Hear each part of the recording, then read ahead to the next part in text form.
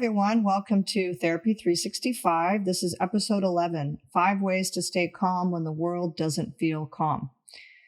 For several years now, we in this country and in the world in general have gone through a lot of undulations of pretty stressful situations. Many are feeling the weight of them, and a lot of people are feeling a kind of chronic tension. Things like politics, war, the economy, what the economy means for people's wallets, and a constantly evolving virus that maybe now does potentially minimal impact, can actually have the potential to do long-term damage. All of these things are just some of the major topics that continue to circulate through all types of media and in discussions in many people's homes. So in the heat of the pandemic, I help support a lot of people around their general angst and uncertainty and loss of control, and for a long time, real fear, early on especially. And some of the tools that people found helpful then are still relevant with the things that I mentioned above. And I'd like to share some of the most important ones that I think would be useful for you to have available if you feel burdened by uncertainty or just general angst existentially. So I'm going to give you 4 of those. And the first one is breathe. Your breath is an excellent anchor to the present, and oxygen is an antidote to cortisol, which is the stress hormone. So if you notice yourself feeling worried, take 5 deep, slow breaths in through your nose and out through your lips. And it might be a good time to try out a mindfulness practice as well, to help your brain to be able to drop into the now and get into the moment.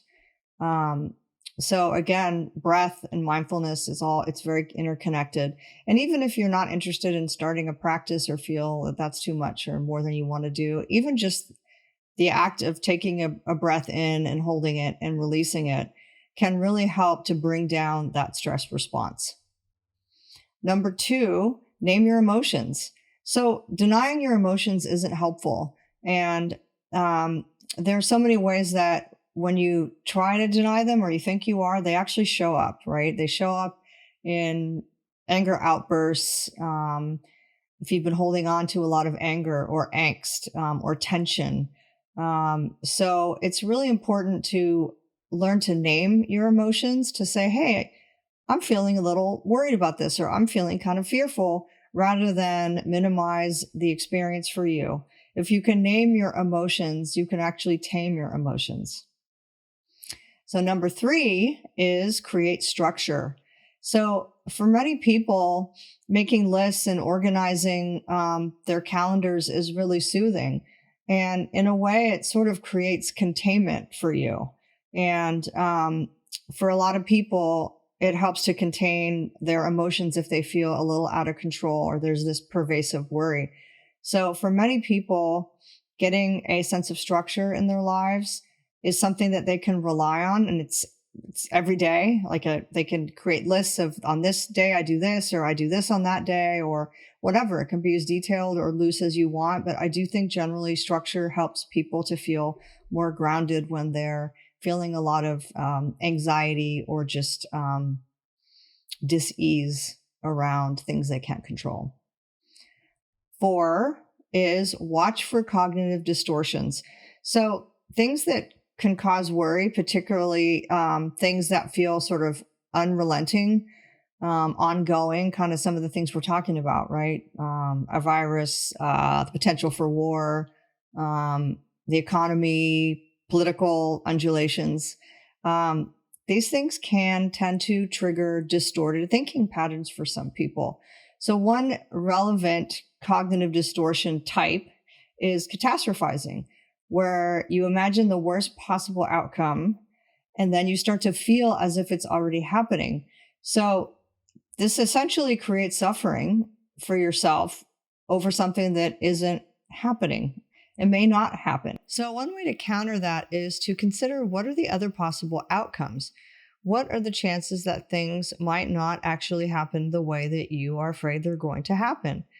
In other words, do you have the data to support the situation is going to end up in this terribly catastrophic way? Maybe as you practice self-talk, you will learn to be more effective at challenging unhelpful thinking patterns so you can steer yourself away from more of an anxious and panic driven mindset. There are other cognitive distortions, but a few of them are assumptions. I'm sure you've heard of that one when you just assume, believe that things will happen that haven't, right? This can be a distorted way of thinking. Overgeneralizing, personalizing is another big one. Making things about you that are not about you and having an emotional response that may be not appropriate and not helpful. Shoulds are another one. I should be doing that. You should be doing this. People use shoulds a lot to beat up on themselves. And also discounting the positive. There are others, but those are some of the major ones that come up a lot for people. So not so sort of separate from that, I just want to add as I wrap this up that as always, it's so important to take care of yourself. Self-care is really at the foundation of getting you through any difficult situation.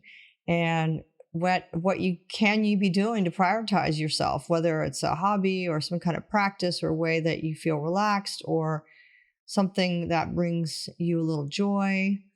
Ultimately, what makes you happy? Make sure that you're doing some of those things, whatever they are for you, because they're very personal, right? Make sure you're doing those things to stay as grounded as possible. So for the next episode, I'm going to surprise you and me because I don't have a topic yet. And speaking of that, I wanted to let you know that if you can think of a topic that you'd like me to cover here at Therapy 365, please let me know. You can do that by going to the contact page on loveandlifetoolbox.com and reach out. I'd love to start to incorporate some of your ideas into this podcast so I can be as helpful as possible. And I think the chances are pretty high that what's going on for you is going on for a lot of others. So feel free to reach out. And as always, check out loveandlifetoolbox.com for emotional health and relationship content. I also wanted to mention that if you want to receive my weekly newsletter, there's a nifty but not too obtrusive pop-up that will make that pretty easy. It only comes up once rather than haunt you throughout your perusing of my site, so don't worry about that. If you're interested, please sign up for that. And take care of yourself. And remember, at Therapy 365, you're always a work in progress.